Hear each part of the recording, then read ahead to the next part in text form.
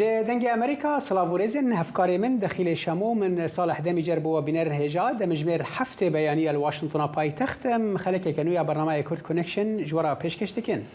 سلااو ڕێز و ئەم کاتتان شاد لە بەرنامەی ئەمڕۆدا دەچینە بارودۆخی ئێران و خۆپێشاندنەکان دەچی گەشتن و هەروەها ئازادی ڕۆژنامەگەری و سانسۆری میدیا لە تورکیا دوو بابەتی بەرنامەی ئەمڕۆمانن. ام هروها بحثا پیشکتنین داوی لدور ایریشا پیشبینا ترکیه یا بجایی لباکو روجلات سوریجی دیکن.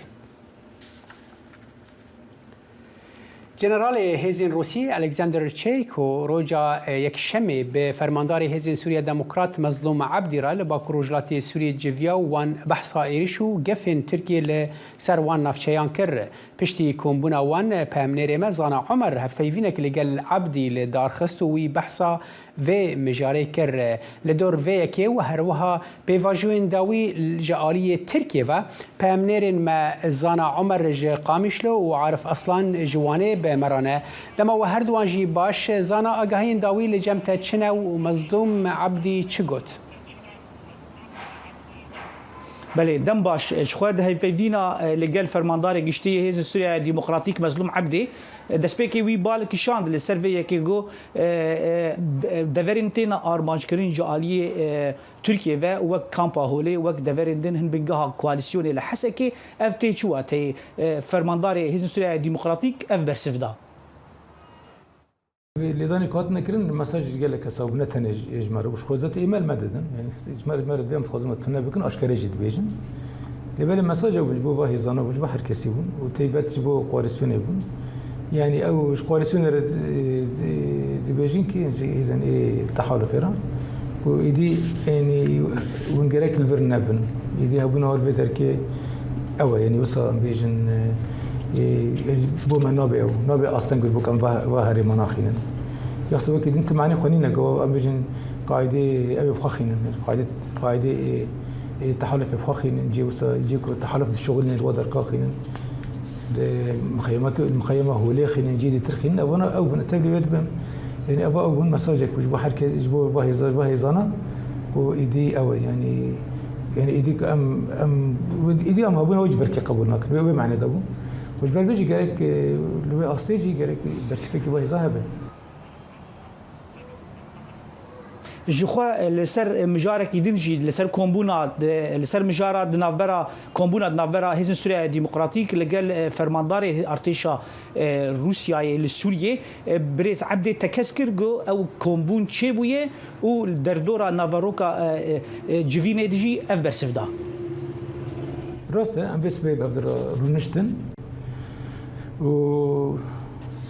يعني فراني مجاري كم مسار خفت مجاري نبن مجاري يعني تشوا كوريشي تركان ورن راوستاندن يعني ما جوان خاص كو جرك اركوانا جرك يبغى تركان ورن راوستاندن ودزانن يعني بري او هبون نافر روسيا وتركيا ده اوكي اتفاقك هي لفاتنك الوطن السوتشي تحذر النوزده انه تركيا ولفاتنا بن بيدك بهرمت كي مجموعه خاصكم لو لفاتنا خالي دار كبن ويريش تركان راوستين واللي بيشي يريش كاي باجي تركاجي راوستين براني اخفتني مال سر و اويتشي و سر مجارات شبو لسه كم هذا قانون تشبكن اما هذا قانون تشوا قال لكم تنسيق بكن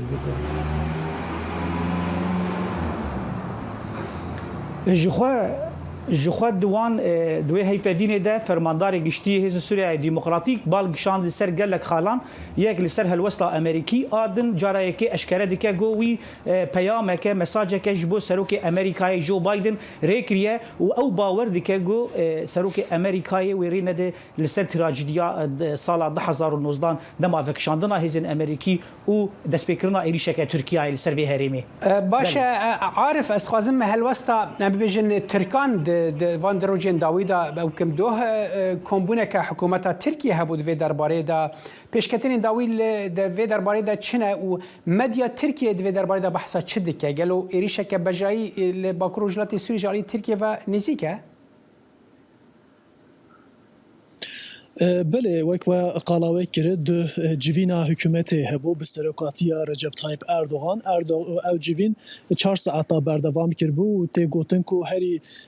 مجارا گیرینگ هری مجارا بدی اپراسیونال سر سوریه بنگهن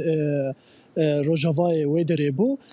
اردوغان دوی جوینه دا گوت کو دیسانه قالا بویرا استانبول و قارقامشه کر کو دبیجی ویدره زاروک کی 5 ساله هاتی کشتن و ماموسته هاتی کشتن و هر وها استانبول جی 6 کسات بونه کشتن دیسا دبیجه کو او ایریش عالی PKK YPG و هاتیه پیکانین جبروی او دیسا پاراست کو او د اپراسیون خو بردوام بکه هر وها قالا 3 کیلومتر جکر جبر کو سالن بورین داجی او مجار هبو هند اپراسیون جبوی کی پیکات او د خوازن دیسانه اپراسیون کی پیک بینن و سر سینور حیا ناوا آخا سوریه 3 کیلومتر دا کیون و یه پیگیج سر سینور خو دور بخن او د پاریزن کو بوی کی او د اولهیا سینور خو اولهیا ولات خو ورگرن بوی کی جی او شکسه دستور ناورگرن او کنگ بخوازن او دوی اپراسیون پیک بینن جبر کو د پاریزن کو او جبو اولهیا ولات و تقصد و بکرن لی جبو اپراسیونی که به جای دا چه آگاهی ندا لی ایرو بردف که سرو کمار رجب طایب اردوغان بردف که وی ابراهیم کالنگوت کو ام جبو هر دم جبو اپراسیونی که به جای آماده نه هر واحزا ارتش واجی جبو اپراسیون دوالیسی عالی جی دکار رم بکن سر سینور باشه زانا ترکیه بحثا وی که کربو که یعنی هن راپورتان بحث کرد که ترکیه هن مرج دانی نجبو که اف ایرشا بجایی پیک نه یک جوان که هزین سوریا هزین حکومت سوریه در باسی وان نافچین که نهاد بن دستین هزین سوریا دموکرات دانه اف جاری هزین سوریا دموکرات و چوات دیتن گلو او آماده نتشتکی وها بکن صالح الشخوا او یک لسر گو هگر امریکا وک ناف بینکار مرج جبو هسدی و گو هستنه برسوا هسدی اف بو گونا تم مرج نهاتنه جالی امریکا ده لآلیه دن هن راپور جبو روسیا جی همان گوتن هات گوتن برسوا هسدی و جاره هنکی هاتو بو هرتن گوته بجا گو کم جوینه وان لگل فرماندارین روسی لسوریای بردوامن داکو اف تصعید داکه و شر راوسته لی داخوازن وکشاندنا یه پگی هسدی اویا ودگر سال 2019 و هر دو آلیجی تکز دکنگو دکارن بجی بکن یان اشارتن ارینی هنج بوگو ریل بر ایریشه که بگرتن هگر هات خواستن لجبو بلافبونا ارتشا وگرا ارتشی رژیم سوریا جبو وان نافچیا جخوا بری هجمارك هي لي حطانها يعني آگاهی تکز در دورا اریکرن نه اریکرن سروی مجاری نهاتیه ناسکرن بله پامنرین ما زانا عمر جقامش لو عرف اصلا جوانی سپاس جبو وان زانیاریان زیاتر لە هەفتەیەکە هێرش ئاسمانیەکانی تورکیا بۆ سەر ناوچەکانی باکوور ڕۆژهەڵاتی سووریا بەردەوامە و لە ژمارەیەک لەو هێرشانەدا ژێرخانی ناوچەکە کراوتە ئارمانج لە نێویاندا ناوەندە تەندروستیەکان پامینی دەنگی ئەمریکا مەحموود باڵی لە کۆبانی ئەم راپۆرتەی ناردووە.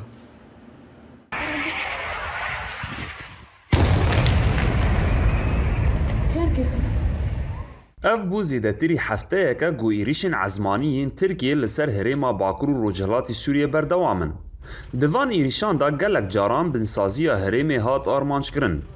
Got di destpêka êrişê da li Kobanê nexweşxaneya zarokan li Kaşê Miştenûr herwiha noxteyeke tenduristî li gundê Qeremox hatin armançkirin. Hevserokê desteya tenduristî ya herêma Firatê Ehmed Mehmûd ji dengê Amerîka ra diyar kir. Got projeya çêkirina nexweşxaneyê berê carekê ji ber êrişên Tirkiye sekinî bû û cara didiyan jî bi temamî hat rûxandin. û ji ber vê êrişê gelek astengiyên tenduristî rûdan. مشفى 28 تخت ابو 28 تخت جبو زارو ابو دكت لبناء ابون 15 و دابون خنج عيادات دروا او يكيش كيش بنده هات دوز كرن تشتك نما. احمد محمد ولاطیه کی ji bajarê Kobaniyê gomala wî nêzî nexweşxane ye. Ji dengê Amerîka ra axivî û got,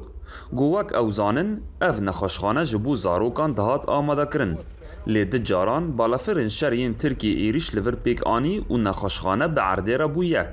û berdewam kir, got ev bû 8 salin Tirkiye bê navber gefan li herêmê dixwe û êriş dike. Ahmed محمد bang li aliyên peywendîdar kir, got çarakê ji vê rewşê re bibînin. Soğuk çıtır ki ya xeyr ne ver mala xadarunne. Am ne ver korik xabgine. Am ne ver her ne dergi. Am çukura darım vallahi tevre aşağı sermi. Top her şartın ama. Tayyib mavo millet ala qaybo jirha qaybo. Hêjayî gotinê ye got di bîstî vê mehêda Tirkiye dest bi êrişên ezmanî li seranserî herêma Bakur û Rojhilatê Sûriyê kir.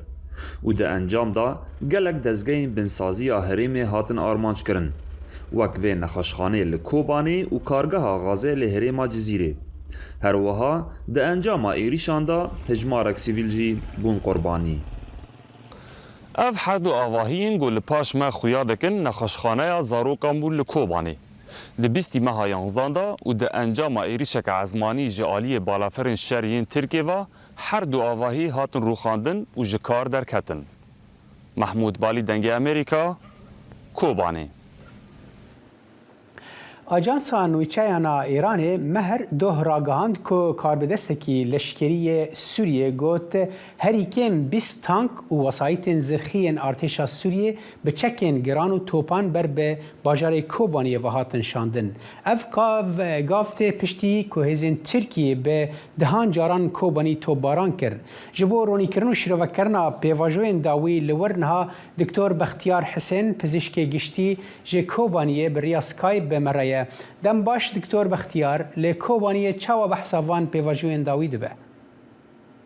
السلام عليكم ماموستا صالح ولا حمو بعدين براستي من الرابور واجب بريكل ومن باش يكميج نوتشا بريكل لسر رابورك او اجانس ايراني قلتي يعني حتى بيقوي تشوين تونكو هاتنا لشكل ارتش السوري يملك بتشتكي النبي الرجال ويعني نكت كما جبركو الجادين تريدن ما هي نبيشتكو لتاني بحث اوبراسيون تركيا اكو بيغوي تم جالي دولة تركيا دو سركوماري ويدا وزارة ويدا فليب يلكي بندور بكل بسيكولوجيا ملات وبحث وي مسألة جان او يا رجال مثلا برسوا حتى بيقوي الاشكال السوريه يعني بلا انا شويه كنت تحضر وجدان تحضر حيث او الاشكال هون فريموي او انا جي فضنا الفا دسبيك اوبراسيون دوجا جالك جي تجاه الاشكال السوري بنا ارمانج بو توبين دولت باشه دکتر بختیار یعنی بحثوایی که دبه کروس هنکی ناو بینکاری دکن که بهرن او گرجین هایی یعنی او ببیجن او ایریشا بجایی که ترکیه پلان دکه هنکی کم ببه کمانی دوی دمه دا نبه اف چه قصد جه آلی خلکه و بارنی هاتیه پیشوازی کرن؟ براستی یعنی از نوع وشیرو مکبره کشیدستی من از بین یعنی سوری و 10 سال بوریدا بوی بازار که مزنه لذا برجواندین حمود دولتان چه دولت زلهز و چه دولت هرمی هر کسی دیجی سوریه ام بین طرف راکد درباری به اپراسیونه دا یعنی قفل دولت ترک وکو درابورا مشكلة وضع محمود بول يعني حي صار نف قفلنا فاضي بسبب الترور وبسبب أرام كرنا سينور نفين بين باشور تاني يعني تشتك حتى في قوين براتيكي دا نهار تاني باندورا بسيكولوجيك وملات نكاري يعني شوية كيزندي جيانا خوا بين بريفا كله أزبين يعني وقت نيرينا من يعني شخصی و آگلک هموال من کوچیله مثلا شوپینی هر وقت از هموالات یکی بیواناتیمه از بین پسگریگا سوری برو یعنی هیدی تشتین گاونا داوی داوید برو چرا سریع دارید یعنی دویده جی دولت ترک دخوازه که کرد به گیم دستکفتی درکنه چقاس هم قاس گیم من دستکفتی کردان جی ترکیه را بکبه برجواندی ترکیه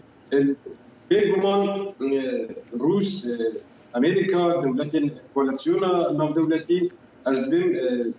آوا که دیرک آن ندیرک او جی دویده باندو باشه دکتور یعنی ام دزانی که ترکیه جبره ده تم يعني بيجن بالصالانه تم ايريشان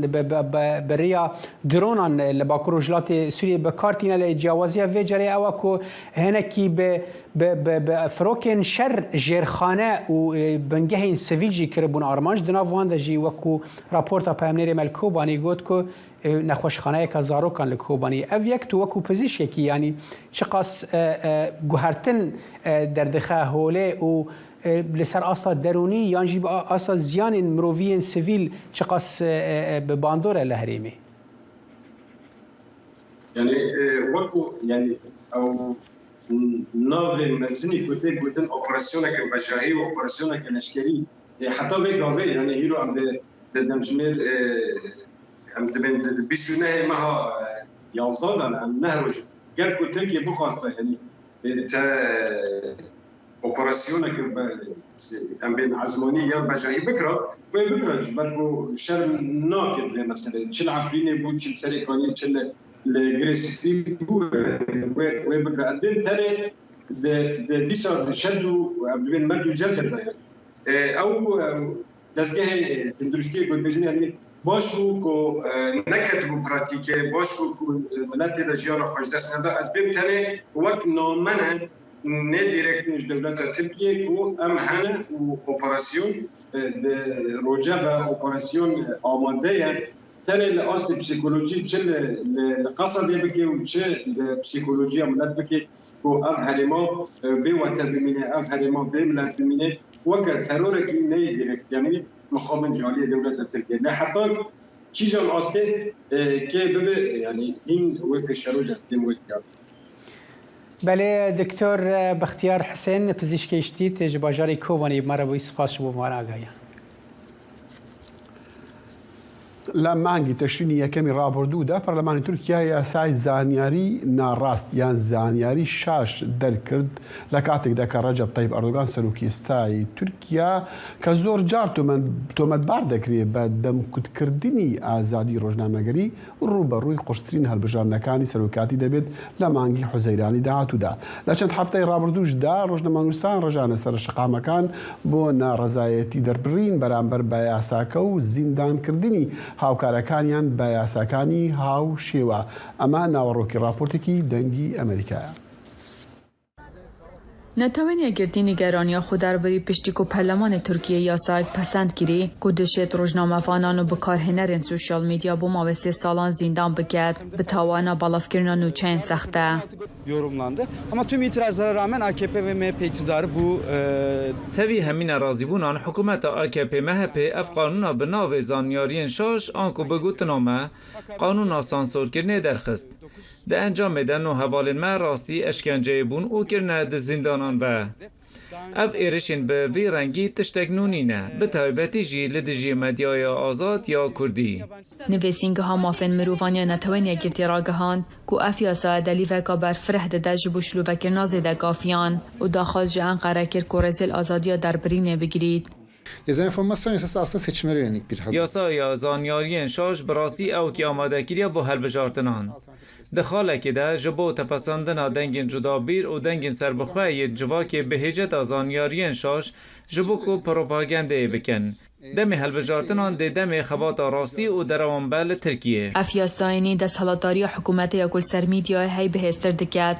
هشت حیوانبری هلبجارتن انگشتی که سرک رجب طیب اردوغان درا پرسیان دا نرزا پیشیه. Yani günün sonunda evet dezenformasyon yasası elinde. Dadawiye de ev yasaya zanyariyên şaş çekekê diye ku dijî me bikartînin. Wan bi dehan çekendî hene. Ev yasaya çi guherînan nake. Lê beşeke ji hewlên paşerojê ji bo kontrolkirina yariyê. پیبداران ویسینگه همافن مروانی نتوین یگرتی مارتا هورتادو دا خویانی که را گهاند امج پسند کرنا اوان یاساین جورا جور لترکیه دلگرانین گما ترسیا سنودار کرنا آزادیا در برینن ولاتی بشوه که برچاف هیا هر وسا گودی لگور یاساین مافن مروانی نف نتوی آزادیا در برین بتن زانیارین راست نینن بلکو زانیاری بیرو باورن جدا جدانه چل سر اونلاین یا اوفلاین نها از دخما سلامتی آمدمه از باور دکم دی تشتک دی ایت سریمه کو تندیا امراس دیتین دی زیده تر به من هستکا هیا کو او دیهش پتر بوی یاسایا سانسوره بسریمه اینن پرانیا روزنامه و کانال تلویزیون ترکیه کدنا بن کنترل کار بدستن حکومت و حوالن وین بازرگان ددمکی دا کو تبصر کرنه که بلفره پشتی کودده که نسر کفتی یا سال 2016 دست بگیریه. د پیوری سالانه آزادیا میدیایی گل دست بگاوه ساله جلای پیامنرین بسنور و حاتیه بالاف گرن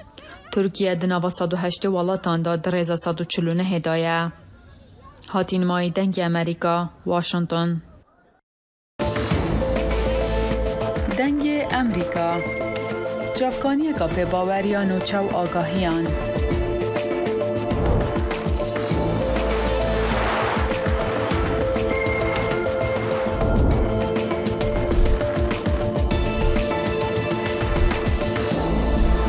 برای مالپر و پلاتفورم میدیا جواکیا دنگ امریکا بالا خوب دم پزانین و نوچه جیهانه ئێران پێشوازی لە بڕیارەکە عێراق کرد بۆ دووبارە جێگیرکردنەوەی پاسەوانی فیدراڵی بە درێژای سنوورەکانی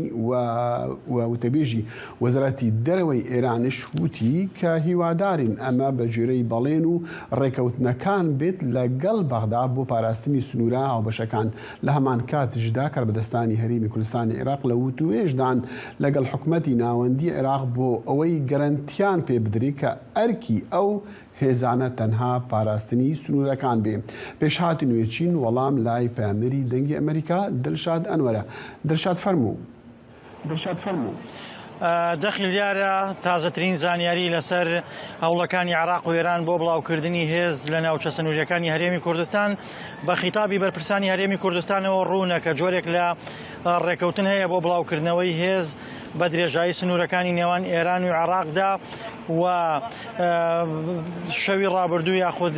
درنگانێکی دوێنێ سەرۆکی هەرێمی کوردستان ڕایگەیاند کە چیتر ڕێگە نادن کە لە خاکی هەرێمی کوردستانەوە هیچ حیزب و پارتێکی کوردی هەڕەشە لە ئاسایشی وڵاتانی دراوسێ بکامە بەلای چاودێرانەوە خوێندنەوەی ئەوەی بۆ کریەکە عێراق و ئێران و هەرێمی کوردستانی جۆرێک لە ڕێکەوتن کراوە بۆ ئەوەی کە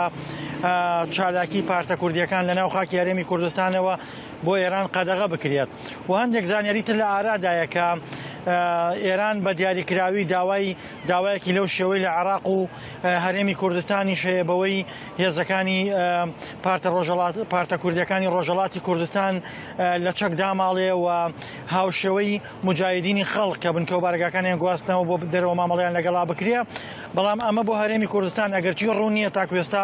وەڵامی داواکاریەکەی هەرێمی کوردستان بۆ خواستەکەی ئێران چییە بەڵام ئەمە بۆ هەرێمی کوردستان بەڕای چاودێران قورسە کە دەستبردن بۆ چەککردنی هێزە کوردیەکان یاخود کۆکردنەوەیان لە با بڵێن مخەیەمات و لە جێگەیەکە کە بە تەواوەتی چالاکیان لێ قەدەغە بکرێ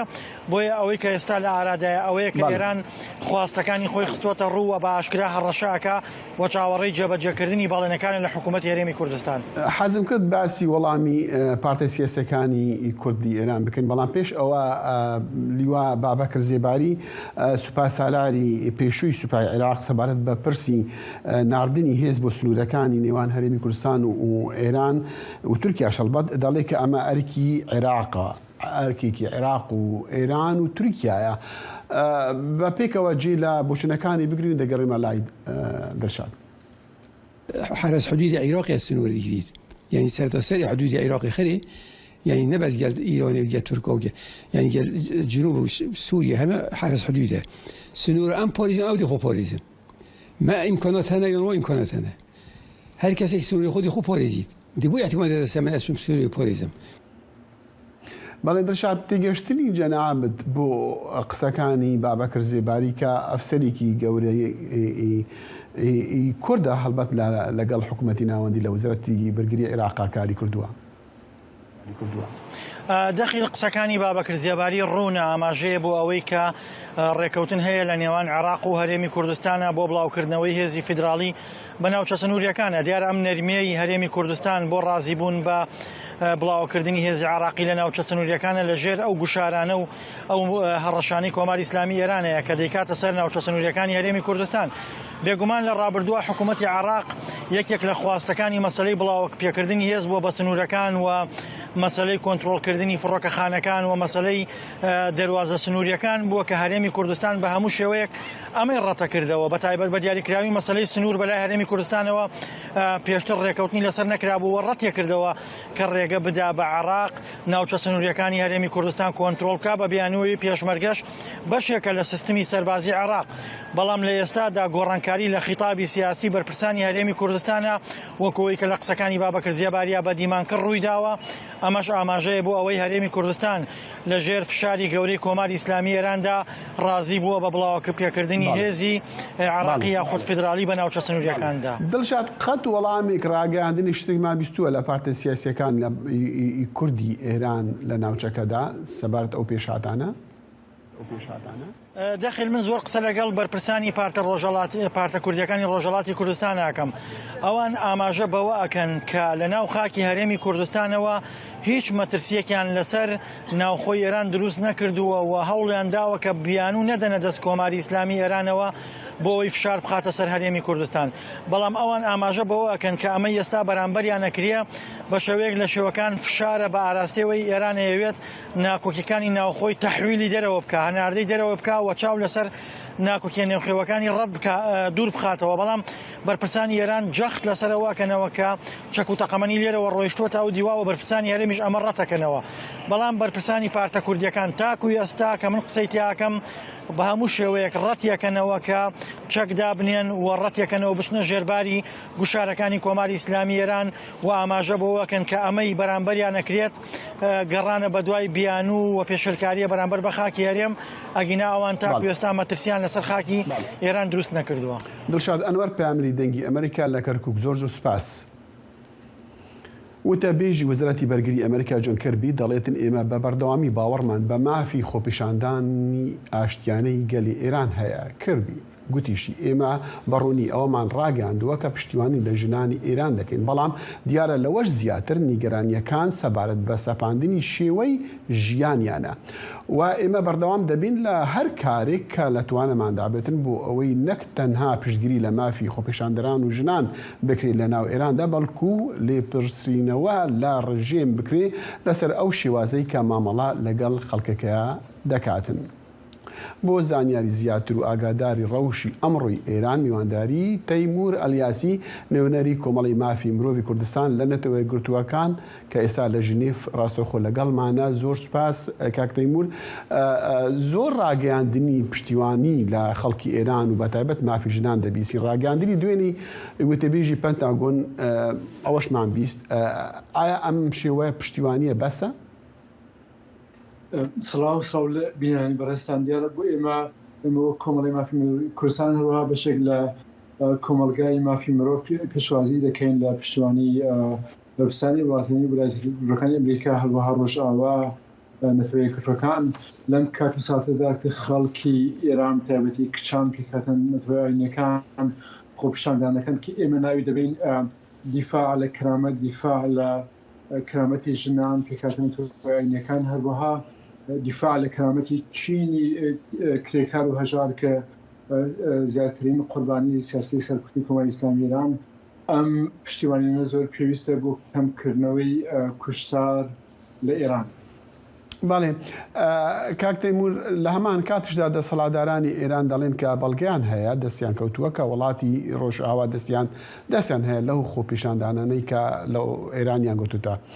لە ئێرانیان هەیە. دوێنێ دووشەمە ناسر کەنانی وتەبێژی وەزارەتی دەرەوەی ئێران گوتوێتی کە زانیاری تایبەتیان دەستکەوتووە کە دەسەلمێنێت ئەمریکا وڵاتانی ڕۆژئاوا و هەندێک لە هاوپەیمانەکانی ئەمریکا ڕۆلیان هەبووە لە ناڕەزایەتەکاندا. ئەمە هۆکارێکە کە دەسەڵاتدارانی تاران ڕەفتار لەگەڵ خۆپیشاندەران بگۆڕن. بۆ نمونە وەک خاین لە قەڵەمیان دەنیان یارمەتی ڕۆژئاو ئەمریکا دەدەن؟ دیارە ئەم وتارەم گفتمانەی بەرپرسانی کۆماری ئیسلامی ئێران ئەمە وتارێکی تازەنیە لە 4 ساڵی ڕابردوودا تەواوی داواکاریەکانی ئاشتیخوازانەی گەلانی ئێران خەڵکی ئێران ژنانی ئێران بە شێوەیەکی سیستماتیک سەرکوت کراوانە دیارە ئەمەش بەشێکە لە سیاسەتی یعنی بلا ڕێدابردنی هینە ڕوانگەی دروڤای خەڵکی ئێران لەسەر ئەو داوا شارەکانی ئێگەلانی بلەسی ئێران لە کۆماری ئیسلامی ئێران بۆ ئێمە شتێکی تازە نییە ئەو خۆپیشاندانانە سەرچاوەی سیاسەتی تەبعیض و سەرکوتی ژنان و پێکهاتنەوەی ئاینەکان هەروەها خەڵکی هەژاری ئێرانە بۆیە ئەم وتارەی کۆماری ئیسلامی ئێران شێک تازەنە بۆ ئێمە. کاک تەیموور دیسان یعنی ئەم دەزانین هەمومان دەبینین کە ناڕەزەتەکان یەکێک لە تونترین ئاستەنگەکان ئێستا لە پێش ڕابەر و دامەزراوە ئاینیەکانی ئێراندان دوای شۆڕشی ئیسلامی ساڵی 1970 هەلبەتە بۆیە پرسیارێک لای هەر کەسێک پەیادە بێ دروستە بێ ئایا ئەمە قۆناغێکە بۆ ئەوەی ئەگەر ڕژێمیش نەگۆڕدرێ بەڵام قۆناغێک بێ بۆ گۆڕینی شێوەی بەڕێوەبردننی دەوڵەتی ئێران؟ دیارە خەڵکی ئێران گەیشتنەوە قەناعەتە لە بێتان نەچێن لە 25 ساڵی ڕابردوودا چەندین لایەنی ناوەی سیستەم وەکو ڕەفسەنجانی و محەممەدی خاتمی ڕوحانی بە شعار و شعاری ریفۆرم و چاکسازی و هاتنە سەرکار بەڵام بینیان هیچ ئەڵگۆڕی لە ژیانی ئەو خەڵکە پێک نەنا ئەو خەڵکەی ئێستا هەڵساوە بەخاتی دوو هۆکاری سەرەکی ئەویش بێبەشکردن لە مافەکان لە مافە ئازادی و بنەڕەتەکانیان خاڵی دووهەمی ئەوەیە کە خەڵکی ئێران شەڕ بۆ نان دەکات برسێت یعنی هەژارە ئەو ڕژیمە اختلاس و گەندەڵێکی زۆری هەیە و لێ دەرکەوتوانە ئەو دووشتە بوون دوو فاکتوری سەرەکی ئەو خۆپیشاندانەکانی ئێران بۆیە ینی گەلانی ئێران تایبەتی ژنان لاوان کچان ئەندامانی پێکاتنەکان گەیشتن و قەناعەتە کردی دیکە بۆ هینایی کۆتایی بە و ستەمە بۆ ڕژمە بهێنن کە ڕژیمێکی سەرێ ناوەڕاستە. بەڵێ کاکتەیموور حەزم دەکرد بزانم وەڵامی تۆ چی بوو بۆ بڕیاری ئەنجومەنی مافی مرۆڤی نەتەوە یەکگرتووەکان پێش هەفتەیەک لەبارەی ئێران و دیسان پشتیوانی بۆ خەڵکی ئێران؟ دیارە ئێمە ڕاستیەکەی زیاتر لە 18 ساڵە بێژار دەبین لەو کۆبوونەوەکانی شورای مافی مرۆڤ بە شێوەیەکی کارا لەوێش قسە دەکەینەوەوانە بەڵام ڕۆژی پێنجشەمەی ڕابردوو 24 نۆڤەمبر بۆ یەکەمین جار بە پێشنیازی وڵاتی ئەڵمان و ئایسلند ئەو بڕیارنامەی لەسەر ئێران پێشکەش کرا کە پێکهێنانی میکانیزمێکی بێلایەنی ناونتۆیی بۆ دادگای بۆ کۆکردنەوەی پرۆڤی جنایەتەکانی کۆماری ئیسلامی هەروەها دادگایکردنیان لە دادگایەکی ناونتۆیی یا ناوچەیی یا میلی و ئێمە ئەوە هەنگاوێکی مەزنە گەورەیە بۆ بەرەو ئاشتی بەرەو عەداڵەت هەروەها بۆ پێشنەوەی بەرپرسانی کۆماری ئیسلامی ئێران و بۆ نامەش و ڕاگەیاندنی سیستمی کۆماری ئیسلامی ئێران ئێمە ڕۆشنە بۆم بوو دنیای دەرەوە پێویست بوو. کاک تەیموور بە کورتی ناڕەزێتیەکان نەک سیاسەت هەڵبەتە دەوترێ کە ناوەندی یاریەکەی ئەمڕۆی تۆپی پێی نێوان ئێران و ئەمریکادایە لە مۆندیاڵی قەتەردا ئێوە چی دەڵێن بۆ ئەوە؟ ڕاستەکەی هینە لە ئەساسە دەبێ یاری تۆپێن یا سپۆرت نەبێت شتێکی سیاسی بەڵام بداخەوە لە ئەو ڕۆدا لە تواوی دنیا مەسلەی سپۆرت و ڕاضە و فوتبال بۆ تشتێکی سیاسی بۆیە لە کاتێکە ژنان کشان گەلانی ئێران دەکوژرێن سەرکوت دەکەن لە کاتێکە ئەوریا غەفوری دەستگیر دەکرێ هاوکارەکانێکی لێ فوتبال دەکەن شتێکی بڕای مشتێک جوان نییە. باڵێ تەیموور ئەلیاسی نوێنەری کۆمەڵی مافی مرۆڤی کوردستانی لا نەتەوە یەکگرتووەکان لە ژنێڤۆ ڕاستەخۆ لەگەڵ مام و زۆر سوپاس. گۆرên jinanên ku navên wan nediyarin ew cihê herî dawiyê ne ji bo jinên ku bi navê parastina namûsa malbatên xwe hatine kuştin rêxistinên jinan û çalakvanên femînîst boneyan da diçin ser gorên wan ronî didin ser çîrokên wan û kesên ku destê wan di xwîna wan de heye şermezar dikin. Pehemnêra Mel Silêmaniyê raportek amade kiriye. جیاواز لە دوا منزڵگای مرۆڤەکانی تر هەر بە بینینی کێلەی گۆڕەکان هەست بە بێنازی و بێکەسیان دەکەیت. گۆڕی ژنە بێناونیشانەکان جێگەی ئەو ژنانەیە کە بەدەستی غەدر لەلایەن خێزان و کەسوکارەکانیانەوە کوژراون، بیانووی کوشتنیشیان پاراستنی شەرەفی خێزانەکانیانە، دواتر بێناونیشان بە خاک سپێردراون. ئەم گۆڕی بێناونیشانە لە ناوجەرگەی شاری سلەیمانیا و شاری ڕۆشنبیرانە زامێکی زۆر قوڵە، زامێکی بێهەتوان و ساڕێژ نەبووە کە چۆن ئەکرێ لە شاری ڕۆشنبیرانە ئەم هەموو گۆڕی کە ئێوەی بینن هەبێت و بێناونیشان نێژرا بێتن. ئەم ژنانە دووجار بوونەتە قوربانی عەقڵێتی پیاوسالاری و ناموسپەرستی. یەکەم ژیانیان لێسەنراوەتەوە، دوای مردنیشیان ناونیشانیان. بەپێی ئامارەکان لە 6 مانگی یەکەمی ئەم ساڵدا 6 ژن خۆیان کوشتووە و 22 ژنیش کوژراون. وڵاتەکەمان بۆتە جەنگڵستان، هەر وەزعی دروست بێت ئەگە تۆ سەیری بکەی فاکتەری سەرەکی تاوانەکە پیاوە لەژێر ئەژمولی پیاوسالاری ئەو بۆ خۆی بەرزەنگی بانا دەرەچێت چێ بێتە قوربانی ڕەگەزی مێینات چ کەس بێت چ پاکیزە بێ. لە 16 ڕۆژەی هەڵمەتی بەرەنگاربوونەوەی توندوتیژیدا ژنانی بەشێک لە ڕێکخراوەکان چالاکیەکانیان دەبنە سەر گۆڕی ژنە بێناونیشانەکان، وەک پیشاندانی ناڕزایی و شەرمەزاری ژن کوشتن لە هەرێمی کوردستاندا. داوا دەکەن چیتر ژنان نەبنە قوربانی عەقڵێتی ڕێگەزگەرایی. ئەمڕۆژ ئەم ژنانە هاتوون بۆ بینینی نمایشێک کە تعبیرە لە ئازاری ژنە بێنازەکان. وکارە هونێرەکەی منش واقعی نییە، بەزویستم ڕەبتیکەمە بەواقع لە بری ئەو کچ ژنە کوژراوانە بێمە زمان کە سەر ڕای کە بەنا حەقیە کوژرێن لێ ناخۆشیان بێ بەشەکرێن و سەردانیش ناکرێن. جێ شەرمەزارەیەک لە سەدەی 22 ژن و کچە کوژی لە ژێر ناوی شەرەفجان لە ژەر هەر نایەکا بێ. ویستم وەکو هۆشیاریەک دروستکەم چووگەم سەر وەکو وتم ئەم گۆڕستان کەس نایەتە ناوی خەڵکەکە بەشی بوو لە کارە هونێریەکەم، ویستم خەڵکەکە بێنمە ناو گۆڕستانەکە. هۆکاری کوشتنی هەر یەک لەم ژنانە هۆکارێکی هاوبەشە کە کوشتنە لە ژێر ناوی شەرەفدا، کە عەقڵیەتی ناموسپەرستی و پیاوسالاری لە کۆمەڵگەی کوردیدا لێی بەرپرسیارە. ساڵانە ژنان لە بۆنە جیاوازەکاندا دێنە سەر گۆڕی ژنە بێناونیشانەکان و شەرمەزاری ئەو دەستانە دەکەن کە سوورن بە خوێنی سەدان ژن لە هەرێمی کوردستاندا و تا ئێستاش کوشتن لە هەرێمی کوردستان لە ژێر ناوی شەرەفدا بەردەوامە. سنوور کەریم، دەنگی ئەمریکا، سلێمانی. دەنگی ئەمریکا، سەرچاوەی متمانە پێکراوی هەواڵ و زانیاری.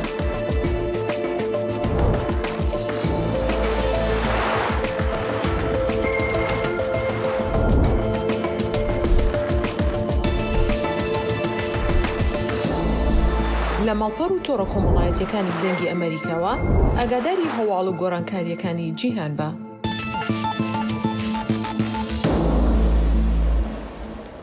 دۆناڵد ترامپ سەرۆکی پێشووی ئەمریکا سرنج دەخاتە سەرمێژووی دوور و درێژی چاوگرتن لە خۆپەرستی دوای ئەوەی لەگەڵ ناسیۆناڵستێکی سپی پێست کە ئینکاری هەڵاکۆز دەکات و گۆرانیبێژێکی ڕاپ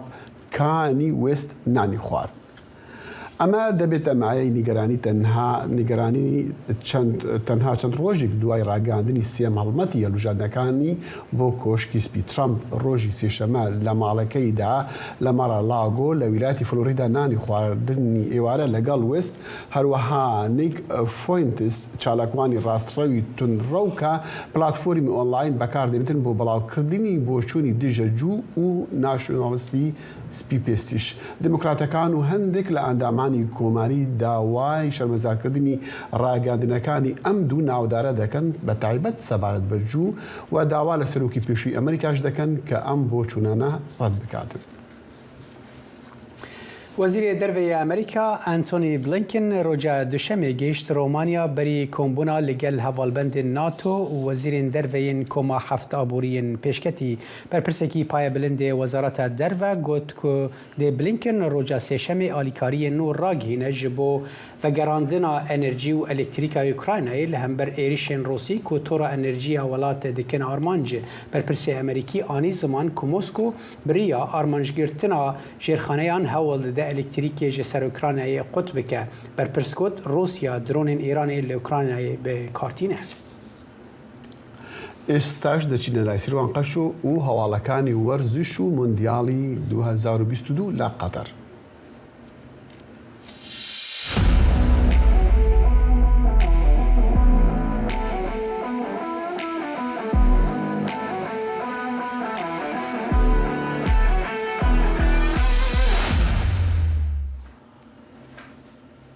سلاف قالي بنيران جارك دن أمي قشتك دناف ياري وشالكين مونديالا قطر داب هفرا بكن بقولكي كازيميرو دخولك حيشتي وسيان ده همبر سويسرا برازيل بو دوام ولات پشتی فرانسا کو درباسی قوناغا شازدان یا جاما جیهانی دبا بوی سرکفتنا دوام ایدی برازیل مسوگر دکه کو حتا گرا بیجی دموندیال ده بمینه تیما سیم یاکو درباسی قوناغا شازدان بو پرتغال بدو گولن لیستکوان برونو فرناندش پرتغال زورا اورگوی بر و ریبرتیا گروپا اچ کر دیاریا دنیا همان گروپه ده غانا سی بدو سرکفتنه که همبر کوریا باشور بدست خست دلیستکا پرتغال و اورگوی ده گلی بینران بویرک بالکش چه بو کسی که کو لیاریه آماده بو با آلا کسکسوری یا جواک LGBTQ آنکو کسین هفرگز خواز و رگز گوهز در باسی عرضا یاریگه بو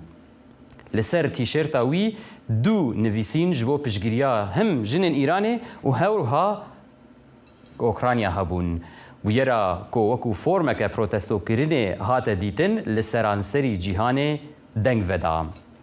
نهاجی امتن سر لیستکا هری جاوره کری او جی یا دنافبرا امریکا و ایران دیا جبر گرجین سیاسی دنافبرا هر دو ولاتان ده وی یاری آلیکی سیاسی جی استندیه تفی کو راهنری تیما امریکا گریک برت هالر گوتیه چند جاره جی گوت براستی کو او گرینگی نادن آخافتنین سیاسی لدور وی یاریه و تنه سرکفتنا لیاریگه جوان را گرینگه جبو ام في ياريه و يارين دوه و ايرو گفتگو بکن نوها كاوا حسو لاستقواني بري تيمان اجتماعي يا سوريا و راهنر نوها لهولندا مريكا جارك دنت بخير هاتي بري حرتشتين بحصا في ياريا امريكا و ايران بكن حتى چرا دي آليه سياسي و باندوري لسر ليسكا لاستقوانان بكن دنارينا تد براستی کاره که پر زحمت جبو هر دو تیمان وکو سیاسی وکو لیستگی برگو لیستگی گله کی مگرینگه جبو قناغ دوام وکو کاری سیاسی ضغطك مزن سر یاریزانا سر راهنارا چه بویه انه گمه کی پر مهمه وکو کاری کی سیاسی بلا ام بیج سر کاری ریاضی جی گمه کی هر پر مونترا جبرگو بردنوا کیشان تیمه قدرت قناغ دوام راست طيب جبو امريكا جي امريكا دفي سر كيفتنا كيف تسبخين ولو كاوا راست جبرگو سالان 1980 د قناغ جروب ادجگای لیستن ایران جه امریکا بردی از باور ناکم بجاری امریکا نفسها خطايا خبينا في جروبه بس بقشتي تدبيني يعني قال لك مساج وسلوغان سياسي دفي قهرمانيا دفي مونديال دهن يعني وقت بيسكاد المجوجي مثلا او حسكري هاندا كت قاده ميدان دقيما برتغال واورجواي دا وتديت او بشجريا LGBTQ يعني ايران يعني جنين ايراني يعني جيل اوكرانيا يعني اف جهد اف ايصال افيك بويا قادك جبو مساج سياسي هذا حتى كي جان راديت اظن نلقى الويكي كو مارس سياسات وورزيش تهفلي هف بك لي بويا راستي براستي وقت قلت از نلقى الوي بويا خوازم تمي كار رياضي لقى كار رياضي ام كسكي رياضينا كسي سياسي هنا كارن قال لي كنتو باخذن وبيغوين امكار رياضي لازم نار رياضي بيش وقت قلت افكار سياسي هاتي دولتك باعتبار جاري كي دولتك عربي شيء او دبيجن عرب كار حقوق انسان نادر نوان اجبروا كي كار سياسي هاتنا نار بيسكي رياضي تبخوا وكو لاستكفانك كو جولارك كرد نافتي مان اجتماعيه سوريا تراستي قال لك برزغريك ان هاتش برغو تكسكي كرد وقال لك ياريزان كردجي راستي بيكي هاتن كوا برسك دن غريداي يارين دو براسي برازيل وبرتغال شخوا تشون قوناغا دوام يعني هدي نيشان ولاتن بهيس خياد بن يا هين زوين فيكي بيجن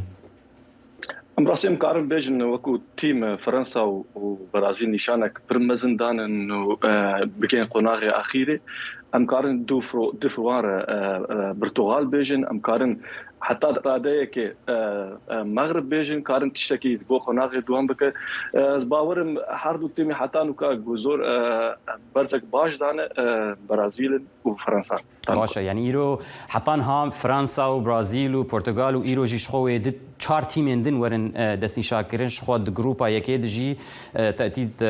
يا سنغال وقطر واكوادور وهولندا جي او جي ورن دسني شاكرين وشخوه جروبا امريكا وايران جي لقال ويلز وانجلترا وايرو دو تيمين دن ورن دسني شاكرين هدي ايجا بيتر زلال دبنولو كاوا بيتر زلال دبكاوي كي بيتر هجايكو هرقونا غابشتي قونا غشازدان راست أبا نوكا جميع إيرو برجرينجن هارد كيش تيم لازم كيمترين خطأ بك تركيز على همي لناف ملعبه ده بندو كار سياسي ده أو تيم أو جوب خطأ كيم أو بسركب كوا برسامني داوي جبرجو اف قالك جراف قانون تيجو هرتن سر مسألة هجمرتنا نقول انك بيجن دو تيم بوانت وان يان خالي وان وكهف بن مجن شار دو تيمات شار خالقانين وكز نظام وكيجان هب وتش دبيشي ده تشتي حساب كرن ودوره ده تشتي حساب كرن حتاكو تيمك لسر حسابي يادن هرقونا غشازدان وكو هاردو تيما اولي شد ما بين وان شي ويد لعبه ليسك تعادل او كيبردي دوام جولكي بيدر جولكي كيمترن اخيره اكش قال لك مهمه كي كيمترن انذار وقرتبه باشا قالكي باشا وجبوتا بيشبيني انت جبو جيما امريكا وايران تشنكاوا خبرتا امريكا بيتر هيجانا ايرانيا از دبينم بيتر از دبينم جول بر تعادل هاجر تعادل بتشوا تيجبو هردو وإيران كذا راست هل بتأم وقت دنج أمريكا ناخذ نفيا كوريج برجو أم دنج أمريكا كنالك أمريكي نام بخازن إيران بسر كذا ل جالكس باس كوام سباسياتا دكين جبوا في بشري أمي جارك دين بروجكت دين هل بت هفدو بين جالكس باس بله قالي بينران في كيجيم كيشن داويا في بش برنامج أم جارك دين بتجنجم هفكاري خواه داخلي شمو صالح دميجر برنامج حفترنگ برنامج کنری یا بشی کردی لدنگی امریکایی از لقمان احمد هر دو هفته جارکی و بمگرکی ناو اختی چاندو نرارنگی بمرانه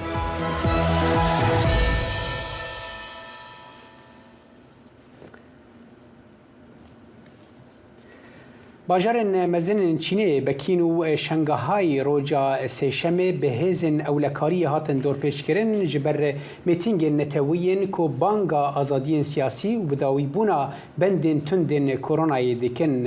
اگرکی کجر هفته بوریل پایتخت هریما شینجانگ یا باکور روجاوای چینه بو صدما هرسا خلکه و خوپیشاندر داوی هفته درکتن کولانن باجاران لسرانسری ولید خوپیشاندران گوت بندن ریگرتنا لکووید او بهتر